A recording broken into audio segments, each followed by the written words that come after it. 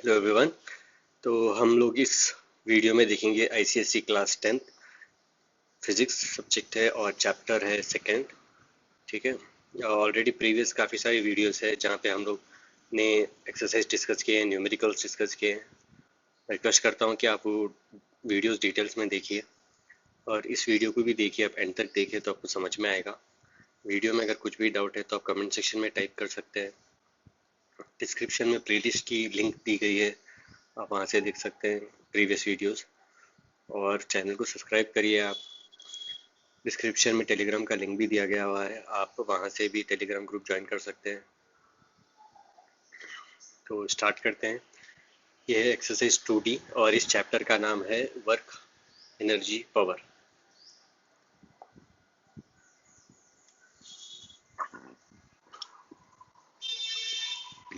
पहला क्वेश्चन है यहाँ पर, state the law of conservation of energy. तो पहले तो क्या है, एनर्जी किसको बोलते हैं हम लोग? एनर्जी उसको बोलते हैं जिस capability of doing work. The capability of doing work को हम लोग बोलते हैं एनर्जी। कि कोई भी काम करने के लिए, जैसा वर्क डन, क्या किसको बोलते हैं कि कोई भी आप फोर्स लगा रहे हैं और एक डिस्प्लेसमेंट है। ठीक है, force into product of force and displacement, वो है आपका वर्क। लेकिन उस वर्क को करने के लिए जो कैपेबिलिटी होती है वो है एनर्जी। तो यहाँ पर state the law of conservation of energy. एक एनर्जी को कंजर्व कैसा कर सकते हैं आप? जैसा कि पहले के एक्सरसाइज में देखे कि कई कई तरीके की एनर्जी है, साउंड एनर्जी, विंड एनर्जी। तो विंड एनर्जी क्या करता है आपको? हवा से इलेक्ट्रिकल, हाइड्रो, यहाँ पे मैकेनिकल है। मैकेनिकल से क्या हो रहा है यहाँ पर? मैकेनिकल से इलेक्ट्रिकल आपको बन रही है एनर्जी यहाँ पर। तो उसी तरीके से क्या बोलते हैं यहाँ पर, according to the law of conservation of energy, energy can neither be created and can not nor can it be destroyed. तो ना आप उसे क्रिएट कर सकते हैं बल्कि नॉर नॉट डिस्ट्रॉय कर सकते हैं, बट क्या कर सकते हैं, एक फॉर्म से दूसरे फॉर्म में चेंज कर सकते हैं। एग्जाम्पल के लिए विंड एनर्जी, विंड एनर्जी है तो हवा से क्या होता है यहाँ पर, विंड टर्बाइन सर्कुलेट होते, रोटेट होने से क्या होता, टर्बाइन रहने की वजह से हवा से इलेक्ट्रिसिटी प्रोड्यूस होती है यहाँ पर। Question number 2। क्वेश्चन नंबर 2 है, what do you understand by the conservation of mechanical energy? State the condition under which the mechanical energy is conserved. तो मैकेनिकल एनर्जी क्या है? Is nothing but sum of potential and kinetic energy. Potential कैसा लिखेंगे आप? You से define करेंगे, kinetic energy के से डिफाइन करेंगे। इन दोनों का जो सम है वो है कांस्टेंट, और ये कांस्टेंट जो है आपका यहाँ पर मैकेनिकल एनर्जी यहाँ पर। So according to the law of conservation of mechanical energy, whenever there is an interchange between potential and kinetic energy, the total mechanical energy, that is the sum of kinetic and potential, remains constant. Interchange, ये interchange क्या हो रहा है sir बोले तो समझिए, एक ball है, आप यहाँ पर छत पे ले जाके बॉल को ड्रॉप कर रहे हैं। जब यहाँ पर उसको होल्ड करके रखे तो इसमें पोटेंशियल है, जब ये ड्रॉप हो रहा तभी भी इसमें पोटेंशियल है। ठीक है, अब समझिए यहाँ पर ग्राउंड है, जब ये ग्राउंड को टच करेंगे ना तब पोटेंशियल से क्या बन जाएगा, किनेटिक बन जाएंगे। तो इन दोनों की जो सम रहता है वो है मैकेनिकल एनर्जी, और वो क्या है, कांस्टेंट ही रहता है। यहाँ पे हम लोग फ्रिक्शनल फोर्स को कंसिडर नहीं कर रहे। So mechanical energy is conserved only when there is no frictional forces for a given system, that is between body and air. Thus conservation of mechanical energy is strictly valid only in vacuum, where friction is due to air is absent. So in the absence of frictional forces, mechanical energy conserve होता, तो वो क्या है, potential से kinetic. Name two examples in which mechanical energy of a system remains constant. ऐसे दो कोशिश चीजें हैं जहां पर mechanical energy of a system remains constant, मतलब पोटेंशियल से किनेटिक हो रहा तो भी दोनों का सम मिला के कांस्टेंट हो रहा। तो ऐसे कौन से दो एग्जांपल दे सकते हैं आप?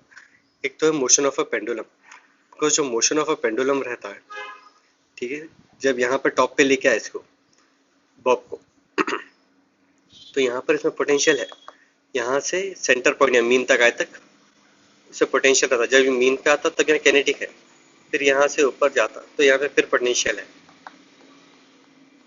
ठीक है, तो ये एक एग्जांपल है। दूसरा क्या है, motion of a freely falling body, यहाँ पर we are not considering friction. Question number 4, a body is thrown vertically upwards, its velocity keep decreasing, what happens to it kinetic energy when as its velocity becomes zero? अब एक ball को आप ऊपर throw करें, क्या हो रहा है यहाँ पर, वेलोसिटी डिक्रीज होते जाएंगी, ठीक है ना। तो kinetic energy of a body changes to potential energy. जब वेलोसिटी डिक्रीज होती है तब क्या होगा, किनेटिक एनर्जी जो है पोटेंशियल एनर्जी में चेंज हो जाती। A body falls freely under gravity from rest. Name the kind of energy it will possess at the point from where it falls while falling on reaching ground. देखिए ball है, जहाँ से drop हो रहा वहाँ पर तो पोटेंशियल एनर्जी है, जब वो फॉल हो रहा तभी भी उसमें पोटेंशियल एनर्जी है और किनेटिक एनर्जी है। जब ग्राउंड रीच हो जाता तब क्या होता, सिर्फ उसमें किनेटिक एनर्जी ही रहता।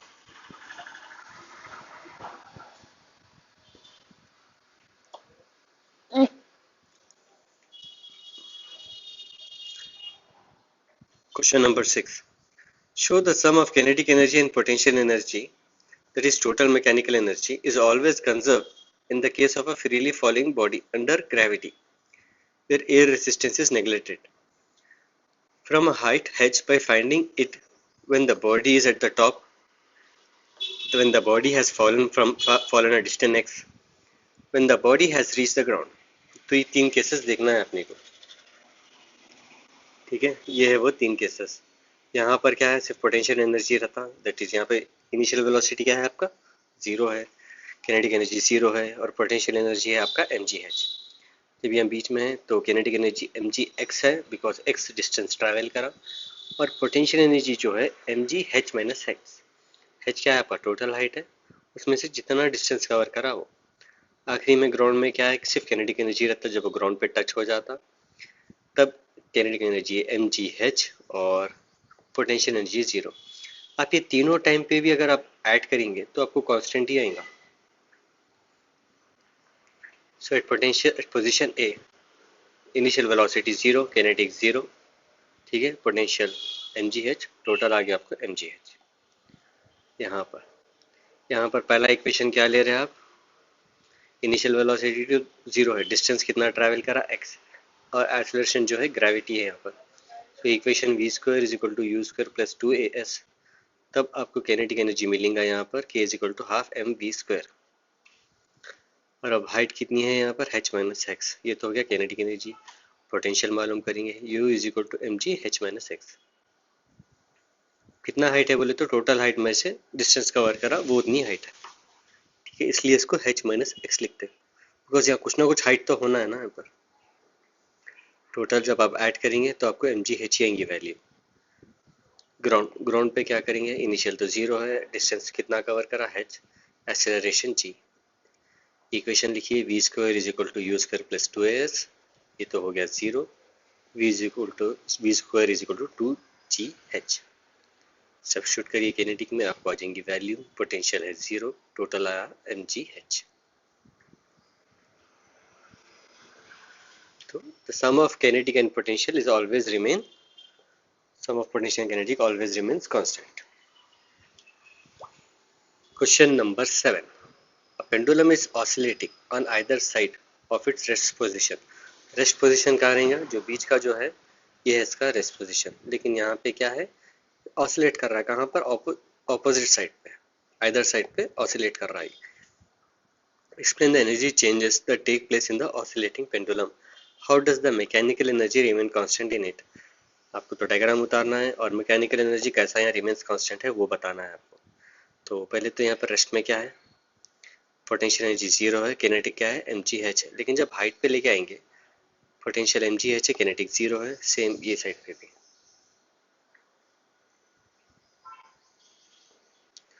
तो जब यहाँ से यहाँ रहेगा पोटेंशियल रहेगा, फिर ये किनेटिक हो जाएगा, फिर यहाँ से यहाँ पोटेंशियल रहेगा, किनेटिक जीरो रहेगा।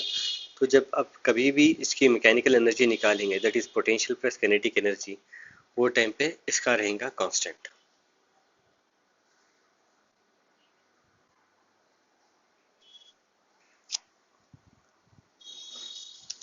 A pendulum with bob of mass m is oscillating on either side of from its resting position a between the extremes b and c at a vertical height h and a.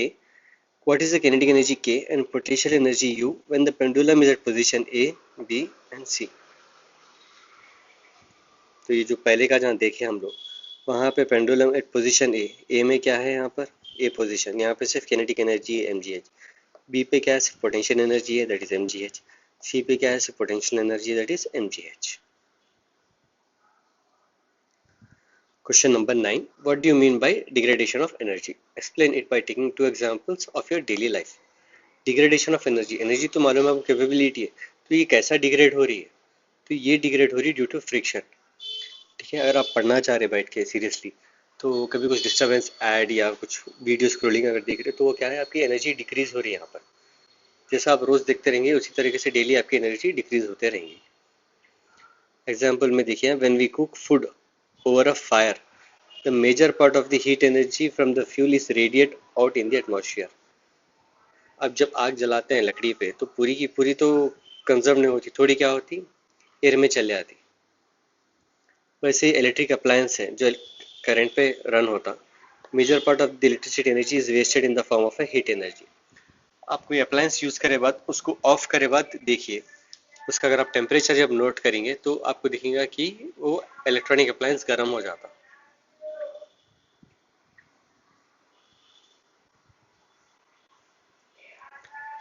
इसमें हम लोग numericals भी देख लेंगे यहाँ पर. और a ball of mass 0.20 kg is thrown vertically upwards with an initial velocity 20 meter per second. Calculate the maximum potential energy it gains at its goes up.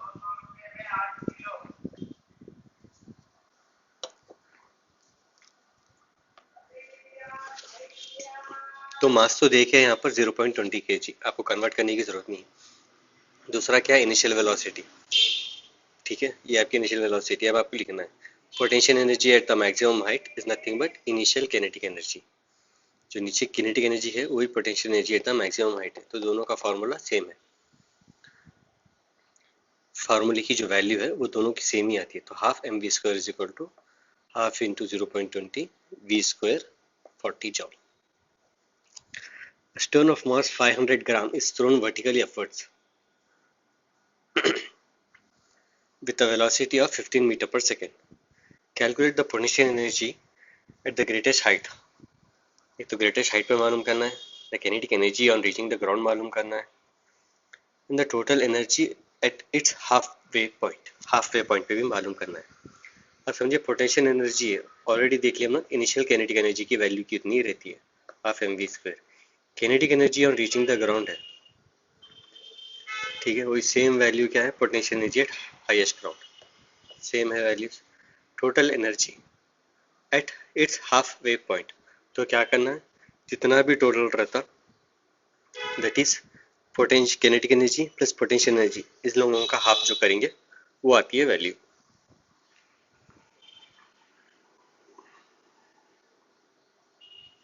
A metal ball of mass 2 kg is allowed to fall freely from rest from a height of 5 meter above the ground. ठीक है, आपको height मिल गई, यहाँ पर मास मिल गया, gravity है. Calculate क्या करना है, पोटेंशियल एनर्जी. पोटेंशियल एनर्जी की फॉर्मूला क्या है, mgh. सब्स्टिट्यूट कर दीजिए, आंसर आ जाएगा. दूसरा, what is the kinetic energy of the ball just before it hits the ground, just before it hits the ground. तो वैसे टाइम पे क्या करेंगे, it's nothing but the initial kinetic energy. आपको मैं ऑलरेडी बोल के हूँ, टच होने से पहले तक पोटेंशियल एनर्जी रहती, किनेटिक भी रहती लेकिन पोटेंशियल एनर्जी रहती. दूसरा क्या, what happens to the mechanical energy after the ball hit the ground and comes to rest. तो मैकेनिकल एनर्जी क्या हो जाता, हीट में कन्वर्ट हो जाता, और एनर्जी को सी आपकी साउंड एनर्जी है यहाँ पर. Question number 4. The diagram given below shows a sky jump. A skier weighing 60 kg stands at A at the top of the sky jump. He moves from A to B and takes off for his jump at B. तो यहाँ से यहाँ तो jump करना है उसको, height क्या है 75 है. ठीक है, calculate the change in the gravitational potential energy of the skier between A and B. इन दोनों के बीच का पोटेंशियल मालूम करना है, दैट इज दोनों की हाइट में से माइनस कर दीजिए आप, आपको आ जाएंगी value. 75% of the energy in part becomes kinetic energy at B. Calculate the speed at which the skier arrives at B. तो पहले तो हम A कैलकुलेट करेंगे, यहाँ पर मास लिख दिया आप, loss in potential energy that is mg h1 minus h2. Simplify करिए, you will get the answer. दूसरा क्या है, किनेटिक एनर्जी एट B. यहाँ पर किनेटिक एनर्जी मालूम करना है. तो kinetic एनर्जी मालूम करने के लिए क्या है यहाँ पर 75% of the energy in part, 75/100 into जितना भी वैल्यू है उसका 75% आ गया। नेक्स्ट पॉइंट फिर क्या करना है यहाँ पर, calculate the speed at which the square, kinetic energy की वैल्यू आ गई आपको। अब v की वैल्यू मालूम करना है। तो 27,000 is equal to half mv², mass तो ऑलरेडी 60 kg है। ठीक है, अरेंज करिए टर्म्स, फिर से आंसर आपको आ जाएगा। Question number 5, hydro electric power station takes its water from a lake whose water level is 50 meter above the turbine. Assume the overall efficiency of 40%. Calculate the mass of water which must flow through the turbine each second to produce power output of 1 MV. बहुत ही आसान है। Potential energy है आपके पास, height देखे हैं यहाँ पर mgh, efficiency क्या है 40% है, तो वर्क डन कितना होता है 40% ऑफ पोटेंशियल एनर्जी। तो 40% कितना होता है 40/100 दैट इज 0.4 इनटू मास, तो मालूम करना है आपको। 10 यहाँ पर ग्रेविटी ले लिए, 50 यहाँ पर हाइट है। आ गया वैल्यू। पावर, वर्क डन पर सेकेंड, पावर कितना ले रहे हैं यहाँ पर 1 मेगावाट ले रहे हैं, इज इक्वल टू 200 ये है into mass of the water flowing each second. Substitute करिए, रीअरेंज करिए टर्म्स, आपको आ जाएगा मास ऑफ द वाटर। ठीक है, ये लास्ट क्वेश्चन सॉल्व करिए, इजी है। वीडियो देखने के लिए थैंक्स, और वीडियो पसंद आए तो लाइक करिए, शेयर करिए, सब्सक्राइब करिए।